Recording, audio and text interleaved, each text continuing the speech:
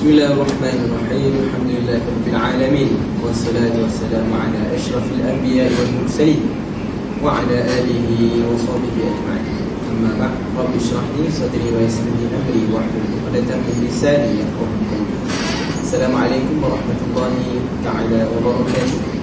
Kami daripada kumpulan yang ke-17 memberikan tugasan bertajuk Aqdul Istisna. Saya Cik Isma Fakhruddin Ar-Razi bin Cik Ismail, nombor metrik 085110. Hari ini saya akan menerangkan apa maksud istisna. Istisna ialah satu akad atau perjanjian tempahan, iaitu apabila seseorang itu meminta pihak lain untuk membuatkan sesuatu barang mengikut spesifikasi yang dikehendaki. Barang tersebut akan dibuat dengan cara yang dipersetujui oleh kedua-dua pihak. Selain itu, bahan atau material untuk menghasilkan barang itu disediakan oleh pihak pembuat ataupun pihak pengeluar. Contohnya, seseorang itu ingin menempah perabot, rumah ataupun pakaian khas daripada tukang yang akan membuatnya mengikut permintaan pelanggan. Assalamualaikum warahmatullahi wabarakatuh. Nama saya Muhammad Azlan Ahmad bin Mazam, nombor metrik 084589. Seterusnya saya akan menentangkan slide kedua, iaitu contoh-contoh bagi aplikasi kontrak istisna dalam kehidupan seharian kita. Untuk kita lebih memahami konsep istisna ni, mari kita lihat dua contoh industri tradisional yang paling dekat dengan kontrak ini. Syarat utama yang perlu kita ingat dalam konsep istisna ni ialah bahan mentah mestilah disediakan oleh pihak pembuat, bukannya pelanggan. Mari kita lihat pada contoh yang pertama, iaitu Sina'atu al-Ukhziyyati, yang bermaksud industri pembuatan kasut. Ay yatluba min al-hazzai ay yasna'a lahu hiza'an al-jildu binasqaniyan. Situasi ini menerangkan apabila seseorang pelanggan yang menemui seseorang tukang kasut dan meminta tukang tersebut untuk membuat atau menjahit sepasang kasut mengikut saiz dari bentuk pelanggan tersebut. Syaratnya di sini, bahan mentah seperti kulit, tapak kasut dan benang, semua itu perlu disediakan sendiri oleh pihak pembuat kasut. Apabila kasut siap, barulah pelanggan akan bayar kasut tersebut mengikut harga yang telah dipersetujui. Pada poin yang kedua, A'malu an-najarati, yang bermaksud kerja-kerja pertukangan kayu. Mislu qalabi sun'i al-usasi al-manzili ghurafi an-nawm al-maqa'i bisyarti an yakuna al-khashabu wal-mawaddu minan najjar. Contoh ini sangatlah kita biasa lihat dalam dari segi tempahan perabot seperti almari, set bed tidur, kursi dan meja. Pelanggan akan tempah perabot tersebut dengan reka bentuk khas daripada tukang kayu, dengan syarat kayu, paku dan cat ataupun segala bahan mentah disediakan sepenuhnya oleh tukang kayu tersebut. Secara ringkasnya, kedua contoh ini memenuhi rukun istisna kerana melibatkan elemen menempah barang yang belum wujud dan pihak pekerja yang menanggung kos bahan mentah. Saya serahkan seterusnya kepada sahabat saya. Baiklah, saya akan meneruskan tentang bagaimana akdul istisna boleh lagi berkaitan dengan akdul salam. Jika akdul istisna ada 4 ciri-ciri ini, maka dia boleh berkait lagi dengan akdul salam. Baik, yang pertamanya, ciri yang pertama, betul masnu'il bil wasfi, yang bermaksud ciri-ciri ataupun kuantiti, ukuran dan spesifikasi barang yang ditempah mestilah dinyatakan dengan jelas, bukan diterangkan dengan sama-sama supaya tidak berlaku pertikaian di kemudian hari. Jadi ciri yang pertama ini menerangkan tentang perbuatan sesuatu barang itu. Jadi suatu barang itu mestilah diketahui ciri-cirinya dengan jelas, kualitinya berapa, kuantitinya jenis apa dan ukuran, supaya barang itu tidak diketahui dengan tidak jelas. Jadi yang keduanya, Dabtul Mawaddi Mustahlamati, yang bermaksud jenis, kualiti atau standard bahan mentah yang digunakan untuk menghasilkan produk tersebut mestilah diketahui dan dipersetujui oleh kedua belah pihak. Jadi poin yang kedua ini dia menerangkan tentang jenis barang tersebut, kualiti mestilah dipersetujui oleh dua pihak, pihak pembeli dan pihak pembuat.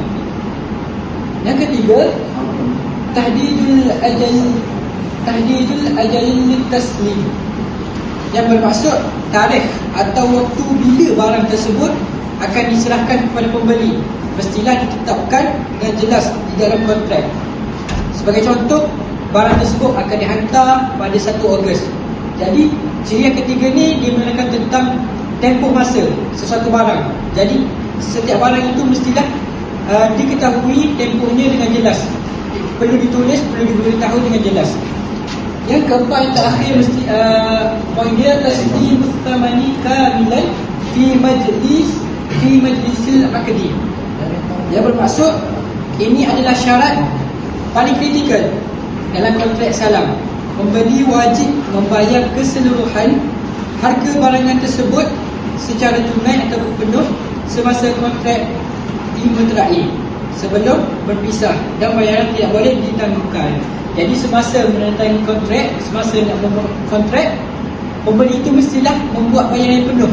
Mana kata kalau harganya 1,000, maka perlu bayar 1,000. Tidak boleh bayar separuh-separuh ataupun menangguhkan dulu bayaran. Jika bayarannya harga tersebut, maka perlu bayar dengan harga tersebut. Jadi di sini tak boleh nak tangguh-tangguh ataupun bayar separuh sahaja. Itu sahaja syarat untuk bagaimana akadul istisna ni boleh berkait dengan akadul salam. Jika akadul istisna mempunyai keempat ciri ni, barulah dia boleh berkait dengan akadul salam. Jika tidak, maka dia tak boleh berkait lagi dengan akadul salam. Saya akan cerahkan kepada kawan saya seterusnya.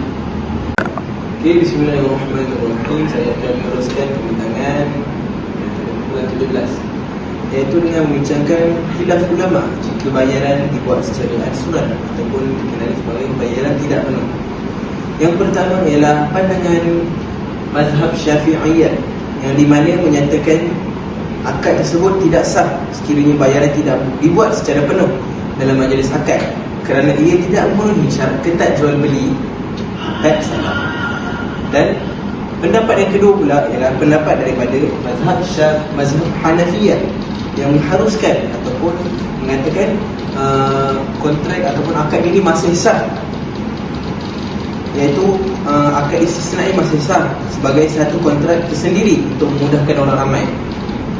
Jadi mazhab Hanafi ini lebih menekankan kepada keselesaan ataupun kemudahan pada umat. Pembeli dibenarkan membayar secara ansuran ataupun selepas barang siap dibina berdasarkan adat kebiasaan buruh. Tetapi masih ada syarat. Mazhab Hanafiyah membenarkan ataupun menyatakan bahawa kontrak itu masih sah, tetapi ada beberapa syarat yang perlu kita lihat dengan lebih teliti, iaitu apa yang mazhab Hanafi telah menjelaskan, iaitu mesti dinyatakan secara jelas segala perkara berkaitan barang tambahan seperti bahan, sifat, ukuran, untuk mengelakkan sebarang kekeliruan daripada berlaku yang boleh membawa kepada pergaduhan antara pembeli dan penjual. Sekian, terima kasih. Ya. Okey, pada bab yang keseterusnya, iaitu jual beli rumah berdasarkan plan. Ia dikira sebagai jual beli salam sekiranya kedua-dua belah pihak, iaitu penempah dan pembuat tahu spesifikasi rumah dan bahan yang diinginkan. Spesifikasi rumah ni sebagai contohnya, berapa ketinggian, berapa lebar rumah tersebut, dan bahan yang diinginkan tersebut sebagai contohnya batu, pasir dan sebagainya. Namun sekiranya jika syarat-syarat jual beli ini tidak dipenuhi, tidak cukup syarat-syarat tersebut, ia dinilai sebagai jual beli kontrak tempahan, iaitu semasa kontrak dimeterai jadi sesiapa yang buat bayaran dan kita tidak tahu bahannya apa yang diinginkan, kontrak ini dikira sah Tapi dengan syarat jual beli begini diguna pakai oleh semua orang pada zaman ini, diguna pakai oleh semua orang. Dan semasa dimeterai kontrak itu, tahu apa spesifikasi rumah tersebut. Akhir dalam istisna ini merupakan satu rahmat yang hamba Allah dalam mengurus niaga kewangan dan mereka serta bertepatan dengan maqasid syariat Islam. Sekian, terima kasih. Billahi taufiq dan hidayah. Assalamualaikum warahmatullahi wabarakatuh.